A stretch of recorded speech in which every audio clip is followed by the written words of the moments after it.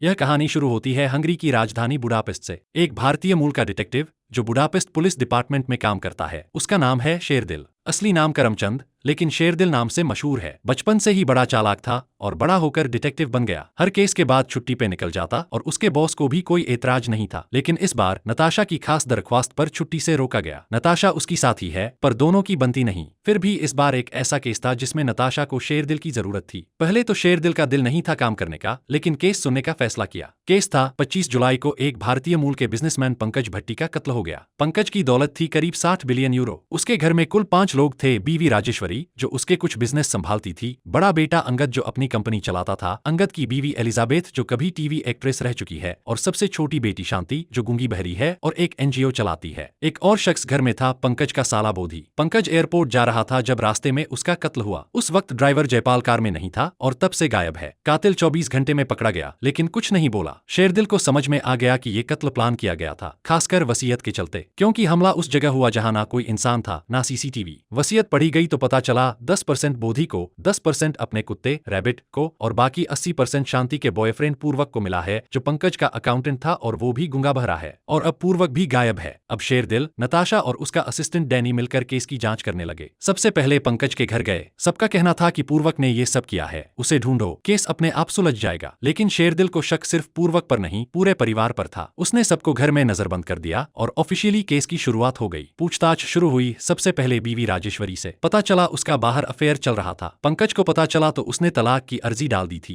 राजेश्वरी ने माना कि अफेयर था, लेकिन कहा कि उसने खुद सब खत्म कर दिया था। फिर बारी आई अंगद की। शेरदिल ने पूछा, अगर तुम्हें पापा की दौलत का हिस्सा मिलता तो क्या करते? अंगद ने कहा, अपने बिजनेस में लगाता, लेकिन उसका बिजनेस तो घाटे में जा रहा था। शेरदिल ने कहा, पहले भी कई बार पंकज ने तेरी मदद की थी, लेकिन तेरी फिजूल खर्ची रुकती ही नहीं। एलिजाबेथ से खास कुछ पता नहीं चला, लेकिन तीनों ने माना कि पंकज को सबसे ज्यादा लगाव शांति से था। आखिर में शांति से पूछा गया। उसने इशारों में बताया कि वो और पूर्वक एनजीओ में मिले थे, प्यार हुआ। जब परिवार से मिलाने लाई तो किसी को पसंद नहीं आया, क्योंकि पूर्वक मिडिल क्लास था। सबको लगा वो पैसों के लिए शांति के करीब आया है। उसी दिन पंकज ने पूर्वक को अकेले बुलाया और बहुत सारा पैसा ऑफर किया। यहाँ कहानी आगे बढ़ती है, लेकिन शेरदिल के लिए यह मामला अब सिर्फ एक कत्ल नहीं, बल्कि हर उस इंसान का पर्दाफाश करना है जो पंकज की दौलत के पीछे पड़ा है। शांति की जिंदगी से दूर जाने के लिए पंकज ने पूर्वक को पैसे ऑफर किए, लेकिन पूर्वक ने ये बात शांति को बता दी और पंकज के सामने साफ कहा कि वो शांति से पैसे के लिए नहीं, बल्कि मोहब्बत करता है। ये सुनकर शांति बहुत दुखी हुई। बेटी का दिल रखने के लिए पंकज ने उसे एक मौका दिया और अपनी कंपनी में अकाउंटेंट रख लिया, लेकिन अक्सर उसके साथ बुरा सलूक करता, सबके सामने उसे नीचा दिखाता। फिर भी पूर्वक चुपचाप सब बर्दाश्त करता रहा। जब नताशा शांति से सवाल पूछ रही थी, शेरदिल कमरे की चीजों को गौर से देख रहा था और बहुत से जवाब वहीं से मिल गए, लेकिन उसने कुछ नहीं कहा। सही वक्त का इंतजार करने लगा। अब सिर्फ एक आदमी से पूछताछ रह गई थी, पंकज का साला बोधी जो शहर से बाहर गया हुआ था। उसी वक्त घर की नौकरानी फलक मिली। शेरदिल ने पूछा कि पूर्वक कैसा था।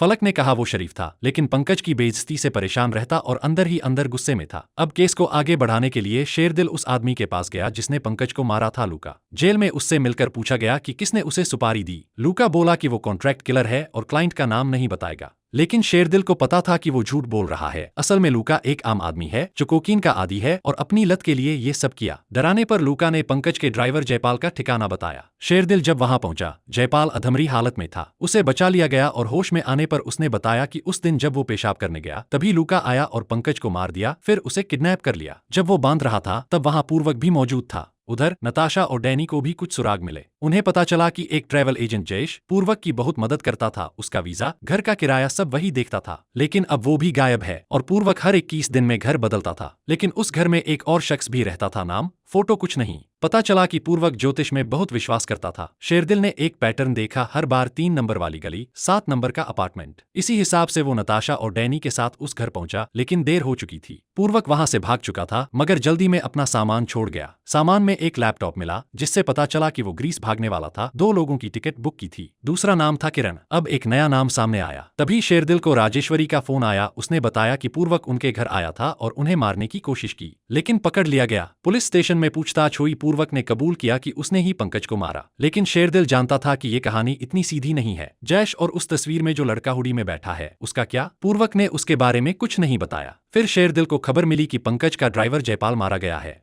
सीसीटीवी में एक हुडी पहने लड़का उसे लेकर जाता दिखा। चेहरा नहीं दिखा, लेकिन वही हुडी पहने जो तस्वीर में पूर्वक के साथ वाले लड़के ने पहनी थी। अब जबकि लूका और पूर्वक पुलिस की हिरासत में थे, जयपाल की हत्या ने साबित किया कि कोई तीसरा कातिल भी है जो अभी बाहर घूम रहा है। इसलिए शेरदिल ने पंकज के घरवालों का हाउस अरेस्ट खत्म करने से मना कर दिया, बहाना ये कि आपकी ही सुरक्षा के लिए। इसी बीच पंकज का साला बोधी घर लौट आया, वही जिसे 10% प्रॉपर्टी मिली थी। बोधी थोड़ा धार्मिक और कुदरत से जुड़ा इंसान था, ज्यादातर घर के गार्डन में टेंट में रहता था। उसने बताया कि 1 साल पहले पंकज खुद उससे मिलने आया था और तब से रोज मिलने लगा था। जब शांति ने पूर्वक को घर लाया तब बोधी ने देखा कि पंकज खुश था, लेकिन जिस दिन उसका मर्डर हुआ बोधी ने देखा कि पूर्वक घर से भाग रहा था और अंगद गार्डन में शूटिंग की प्रैक्टिस कर रहा था, जबकि उसे एक भी निशाना नहीं लगा। इन सारी बातों को जोड़कर शेरदिल को यकीन हो गया पूर्वक कातिल नहीं, उसे फंसाया जा रहा है। लेकिन वो अपने ऊपर ये इल्जाम क्यों ले रहा है? इस सवाल का जवाब खोजना जरूरी था। शेरदिल ने पंकज के बैंक ट्रांजैक्शंस की जांच की, पता चला पिछले 1 साल से एक हॉस्पिटल को लगातार पैसे भेजे जा रहे हैं, यानी किसी का इलाज चल रहा था। दूसरी तरफ शेरदिल ने नताशा को एक नकली इमिग्रेंट बनाकर एक ट्रैवल एजेंट तौफीक के पास भेजा जो जैश और पूर्वक के लिए काम करता था। नताशा ने एक्टिंग की कि उसे नकली पासपोर्ट बनवाना है। पैसे के लालच में तौफीक उसे अपने अंडरग्राउंड ऑफिस ले गया, जहां नताशा को जैश और उस हुडी वाले शख्स की जानकारी मिली। पर असली चौंकाने वाली बात यह थी, हुडी में लड़का नहीं, लड़की थी, नाम किरण, और किरण पूर्वक की बहन निकली। इस कड़ी में अगला शक गया पंकज की नौकरानी फलक पर। जब उसके घर की तलाशी ली गई तो वहीं किरण बंदी मिली, जिसे फलक ने किडनैप कर रखा था। अब शेरदिल ने सबको इकट्ठा किया और सारा सच सबके सामने लाया। असल में 1 साल पहले पंकज को कैंसर हो गया था। जब उसने ये बात अपने परिवार को बताई तो सबको ये फिक्र थी कि अगर ये खबर बाहर आई तो कंपनी के शेयर गिर जाएंगे और पैसे का नुकसान होगा। पंकज इस सोच से बहुत दुखी हुआ। उस वक्त सिर्फ शांति थी जिसने बिना लालच के अपने बाप का साथ दिया। तब पंकज को एहसास हुआ कि उससे सच्चा प्यार सिर्फ शांति करती है। पंकज ने बोधी के साथ वक्त गुजारना शुरू किया। उसकी स्पिरिचुअल सोच ने पंकज की सोच भी बदल दी। उसने अपना सारा माल और दौलत दान करने का फैसला किया, बस अपना घर शांति के नाम कर दिया। राजेश्वरी, अंगद और एलिजाबेथ को पंकज के फैसले से बहुत गुस्सा आया। वे सब उसे कोस रहे थे, तभी शांति उनके पास आई। सबने सोचा कि शांति इस घर से खुश है, लेकिन शांति ने कहा, मैं बिल्कुल खुश नहीं। 60 अरब का 30% कहा है और ये सिर्फ 10 मिलियन का घर। पंकज ने अभी फाइनल विल नहीं बनाई, हम उसका माइंड बदल सकते हैं। लेकिन राजेश्वरी जानती थी कि पंकज कभी अपना फैसला नहीं बदलेगा। शांति ने कहा, तो आखिरी विकल्प बचा है, हम सब मिलकर पंकज को मार दें। पंकज सोचता था कि शांति ही उसे सच्चे दिल से चाहती है, लेकिन वह भी बाकियों जैसी निकली। राजेश्वरी को पता था कि अगर पंकज की नेचुरल डेथ नहीं हुई तो पहला शक उन पर ही जाएगा, इसलिए उन्होंने एक आउटसाइडर को प्लान में शामिल किया, पूर्वक।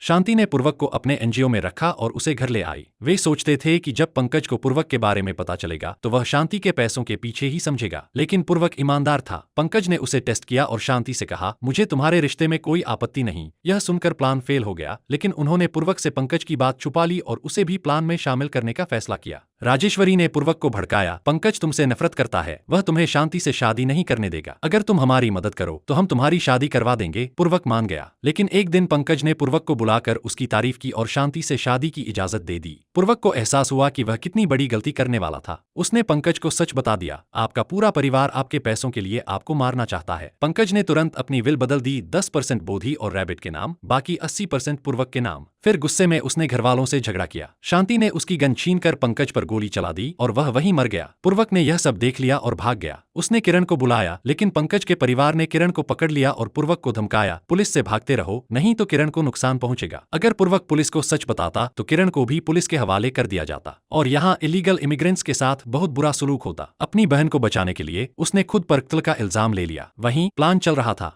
पंकज की लाश को कार में रखकर ले जाया गया। लुका ने कार में जिंदा पंकज को गोली मार दी। परिवार ने पूरा माहौल ऐसा बना दिया जैसे पूर्वक ने यह सब किया। जिस दिन पूर्वक गिरफ्तार हुआ वह अपनी बहन का पता लगाने आया था। शेरदिल को जब परिवार के बयान लेने आए तो पता चला कि पंकज का खून घर पर ही था। हॉल में रखी एक पेंटिंग पर खून के निशान थे जो पेंटिंग के लाल रंग में छुपे हुए थे, लेकिन शेरदिल ने देख लिया। जयपाल को फलक ने मार डाला क्योंकि उसे शक था कि वह बाहर मुंह नहीं खोलेगा। आखिरकार शेरदिल और उसकी टीम ने केस सुलझा लिया। पूर्वक रिहा हुआ और पंकज का परिवार गिरफ्तार। यहाँ यह कहानी खत्म होती है। अगर आप यहाँ तक पहुँचे हैं तो वीडियो को लाइक करें। अगर पहली बार चैनल पर आए हैं तो सब्सक्राइब जरूर करें और बेल आइकॉन दबाएं। फिर